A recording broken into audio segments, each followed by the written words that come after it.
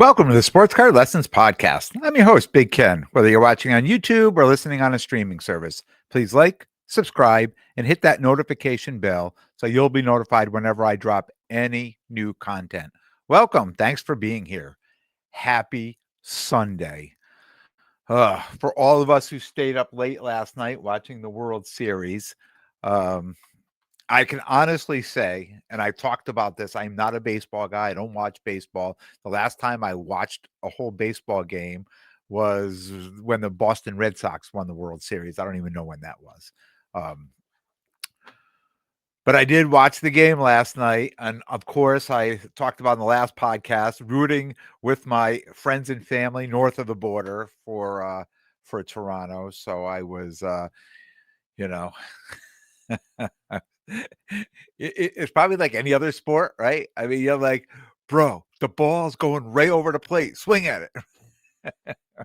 Not as easy as it looks, right? But uh, yeah, I mean, it was still a good. I guess it was still a good game. I was on the edge of my seat, so uh, no matter what the sport is, I mean, even I know when soccer came and there was the World Cup final game, I watched that. Tennis, when the final games, like stuff like that. Just championship games. There's just something about it that is so exciting to watch, even if you don't follow the sport or the athlete. It's still exciting to watch. So watched that last night. This weekend, man, I had a banner hobby weekend. It's just, it's one of those things, like if you put out positive vibes into the universe and they come back, I talked about last week, like, you know, eh, getting feeling a little drained in the hobby and just getting, rejuvenated and just putting out all kinds of, positive vibes. And man, just one weekend later, it's just like bang, like all these great things happen. And it's just so true that I've said this my whole life. If you're a positive person and you do positive things come back to you, right? And it's just, and sometimes it's just about your attitude too. And yeah, it was just a banner hobby weekend this weekend. I had a ton of pickups. I'll share them all later. I talked last weekend about sending all my cards off to consignment. They all sold Thursday and Friday on eBay. Uh, and I was pretty happy with all the sales. Now, some things sold a lot more than I expected to. I was surprised what they sold for. And other things, I'm like, what? How could nobody want this card? Like, it's being sold like such undervalue. But at the end of the day, I think it all worked out. And sometimes it's my attitude, right? It's the person who owns the card that we look at a card and we just think to ourselves, God, that this card there's so much value in it.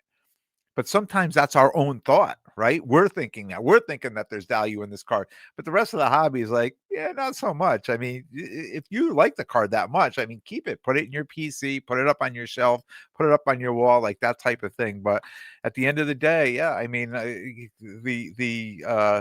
hobby has spoken on some of those cards. Like, yeah, they're not as good as you thought, but other cards, you're like, yeah, that card's pretty good. And then you're like, oh my God, I cannot believe how much some of those cards sold for. And another thing is, I was talking to somebody else. I mean, all you need is two people that really want that card, right? That's all you need. Two people that want that card, and it can go right up. Uh, but at the end of the day, it all worked out. I was happy I did it. And it's kind of a new fresh start for me too. Um, this week I was able to do something I haven't done in a long time, and I really haven't put the effort into it too, right? And I should say, you have to put a little effort into it. But we all have our eBay saved searches, and a card popped up Friday morning.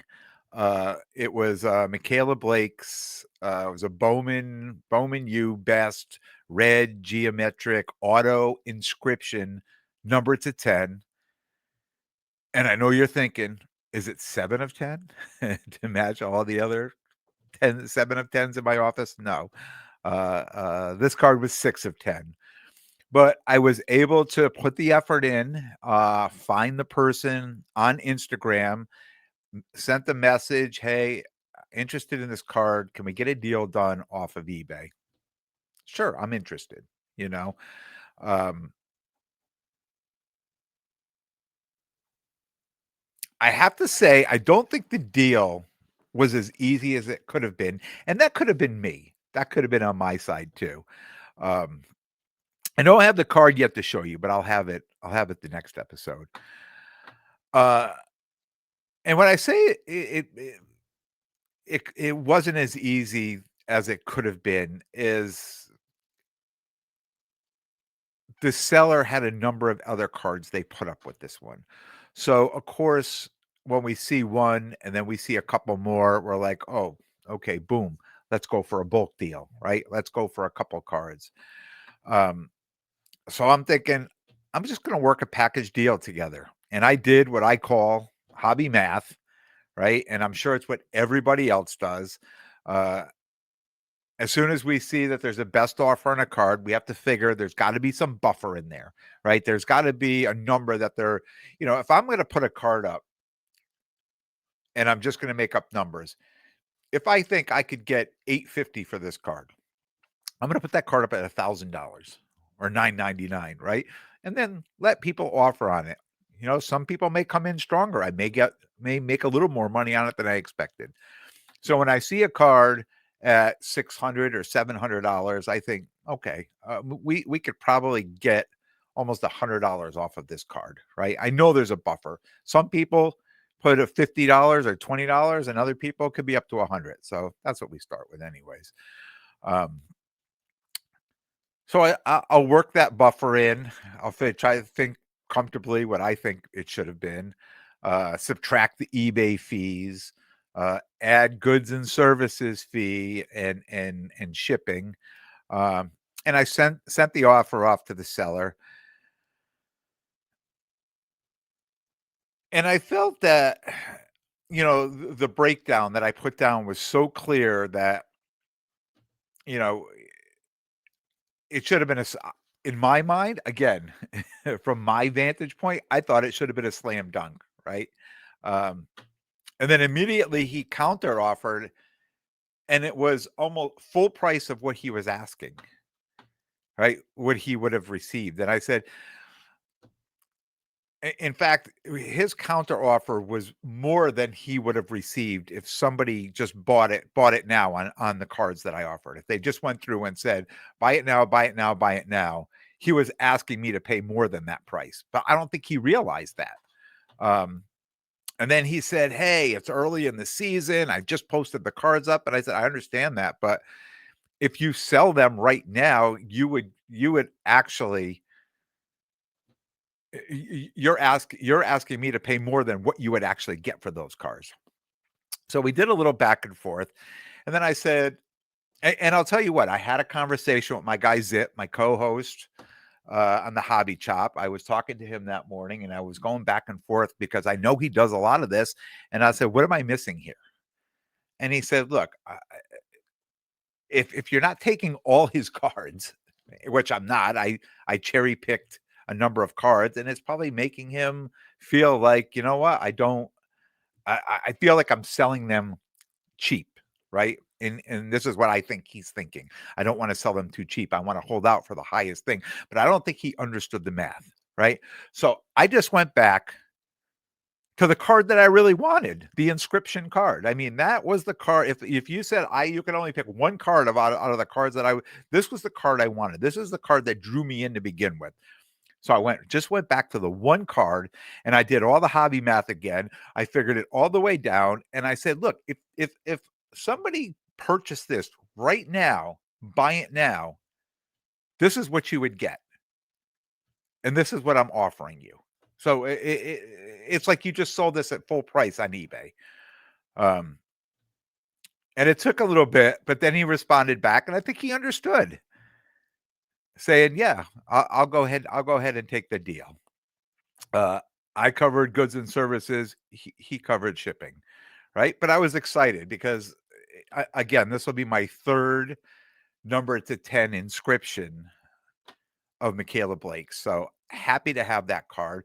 Did I pay strong? Yes, but I think the long term hold of it, I think the value is gonna go up.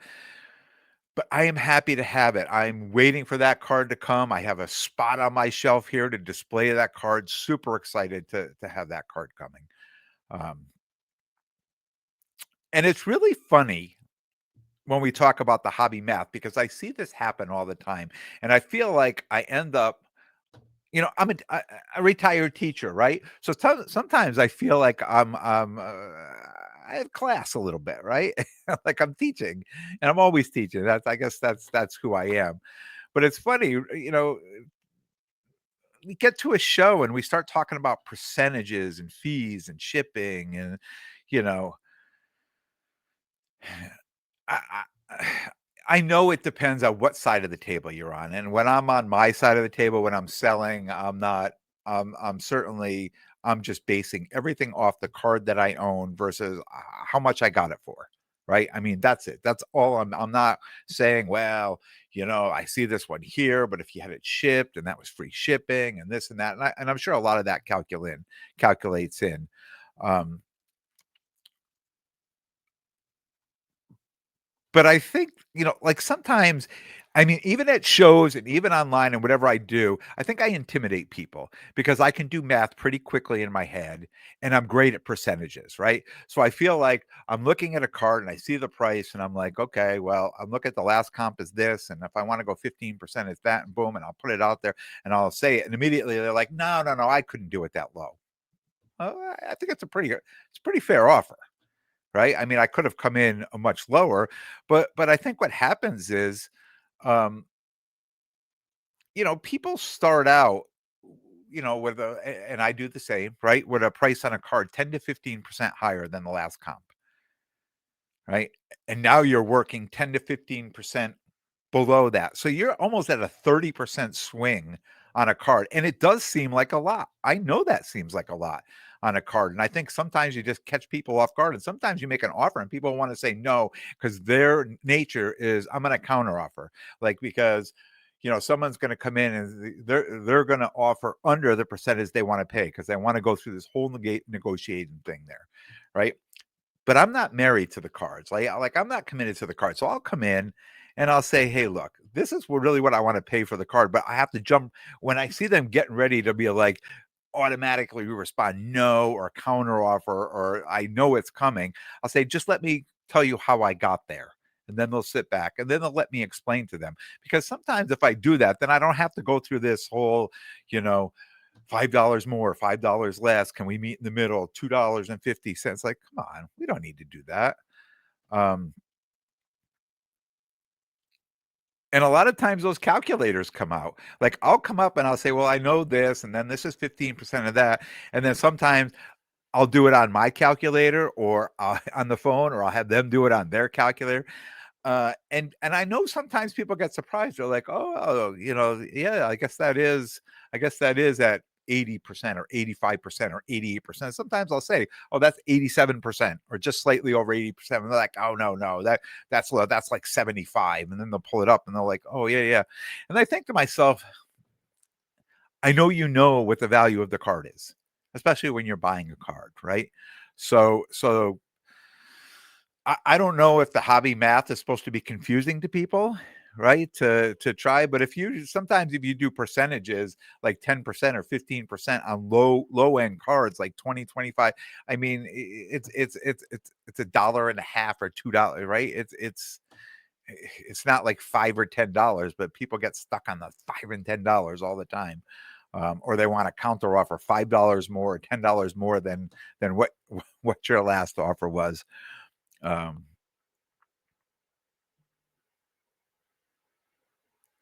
you go to the shows, right? It almost feels like, I think people feel like you're asking, like for me, I feel like they're like I'm trying to lowball them sometimes, um, based on their sticker price versus comps, right? We're at the show. Um, I was at a show this weekend and a guy had a card for $100 and I looked up the last couple comps for one was $18 and $19 and $21. And he's like, "That can't be." And I'm like, "Yeah." And he's like, I said, you might want to take that one out of your case. And I said, that one there too, you might want to take that one out too. Cause I mean, this is what the prices are on some of these cards now. They're certainly not, anywhere near than in the sticker price, and, a little educating too. But all these shows, right? You see people on Card Ladder and with their calculators, right? And that's what it is. We're looking at a comp and we're trying to figure out a percentage. And I think we all do hobby math a little differently, but it's um, it's always good to know your comps and your percentages. Makes negotiating a whole lot easier.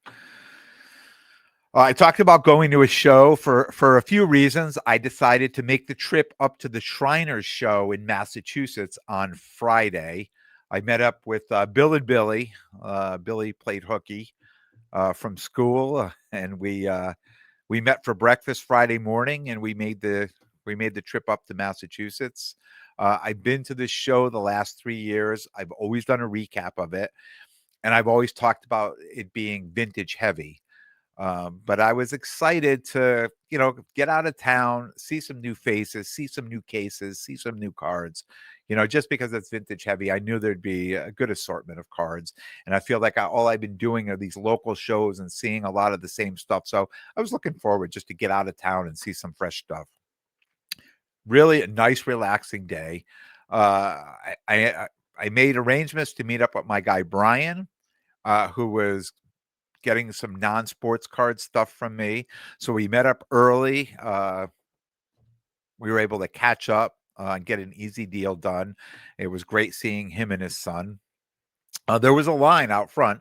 So we got there early and, stood in line like there always is a line to get in there. People are excited to get in there nice and early on Friday. And being Halloween, I knew it would be, there wouldn't be that it wouldn't be that crowded.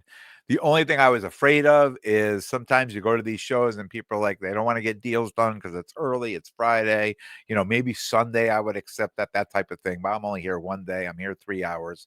So it's either get it done now or won't be getting done.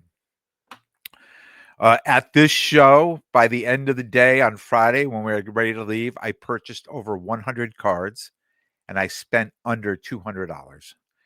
And I never had to comp a card, never had to look up a price, never had to even do any percentages.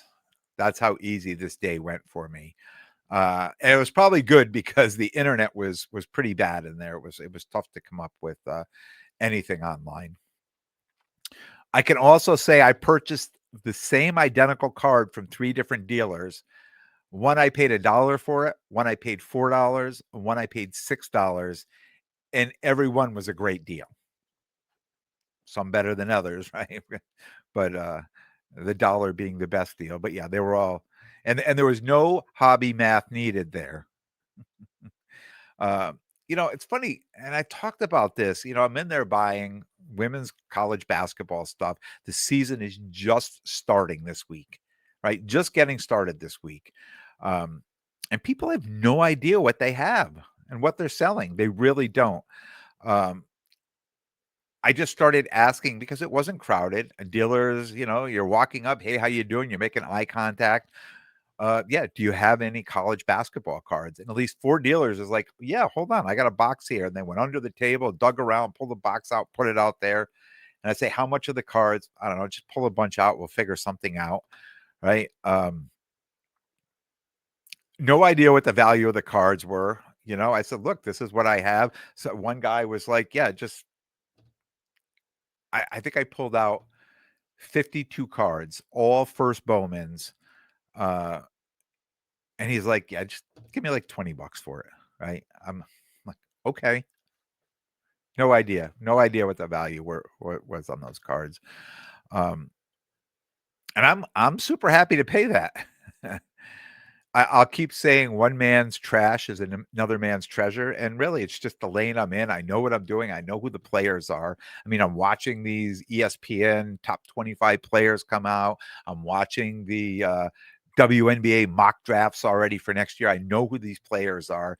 and I know who's going to be popular. And there's such a short window. Last year, Bowman U stuff, the 2025 stuff, 24-25 stuff, right? It came out in February, and March Madness was a month away. There was no time to grade anything or do anything. And some of those players have already gone off to play, especially the men are already off in the NBA with professional cards. The women too are off to the WNBA with professional cards. So the ones who aren't, right? Perfect time now to have these cards graded and have them ready for sale. Have them ready to move that over the next few months when they're on the rise. I usually complain about driving home from this show because I always get stuck in traffic. I always say the show opens at 12. I got to leave by 3, to get home by 6:30 or 7. We left at 3 and we were home like 5:15. And again, I think it was because it was Halloween and a lot of people either already went home early or called out or worked remote or whatever they did, but there was really no traffic coming out of Boston, which was a day well spent, right? Easy drive in, easy drive out, easy deals throughout the show. Met up with a bunch of different people, dealers I know. It was great catching up with people. Yesterday, Saturday, my banner day continues. UPS showed up in the morning with an order from Target, 6 Donruss football blasters. A few people saying, you should just sell those, take the profit on it. I'm like, yeah, you know what? We haven't ripped anything in a long time. And I mean, it's like an event in my house, with my wife and I. It's something we enjoy doing together. So I said, nah, you know what? Here, you take these 3, I'll take those 3, and we ripped them. And my wife's hot hand, blaster number 2.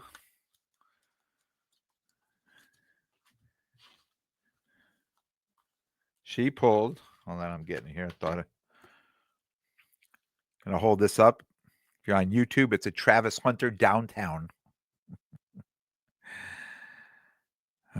Super excited to get this, and I'll tell you what, she's had the hot hand. She's always pulling this. So I said, well, pull another one. So there's no way we'll pull another one. My second box, not so hot hands, Downtown number 2, CD Lamb. So we were certainly blessed with our 6 Donruss blasters with two downtowns. The good news is both look super clean.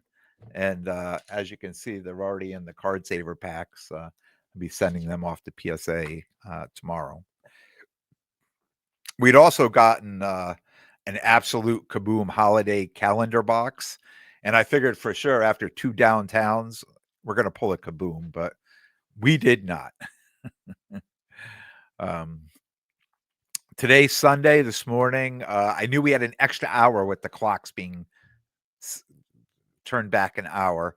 So I took my extra hour. I ran over to the Hamden Card Show. My guy Rich is Whittlebug Cards. He runs that show.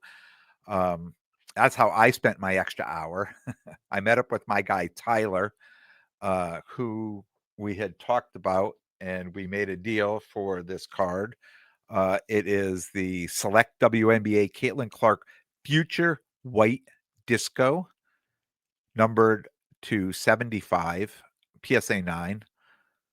Easy deal. I picked this up from him. I've got a spot for that already here in the office. I saw my guy from the Cardboard Collaborative picked up this Kiki Rice. So he said to me, I said, Kiki Rice Auto. I'm holding that up. So he said to me, yeah, I listened, and you always talked about her, and I saw that card, so I picked it up. And it's funny because I thought back, and it was her, it was Kiki from the 22, right? 2022 Bowman U. It was Kiki Rice, Juju Watkins, and Caitlin Clark, right? Those were the 3 that I got started in the 2022 boxes. And she is a senior this year. On the mock drafts, she's going around 10 or 11 in the mock draft. Lauren Betts, who was her teammate, who's in the top 1 or 2 spots. So I think there's going to be a lot of eyes on her this year, and if she could play well, I mean, I think these cards could go up. I'm still pulling for her.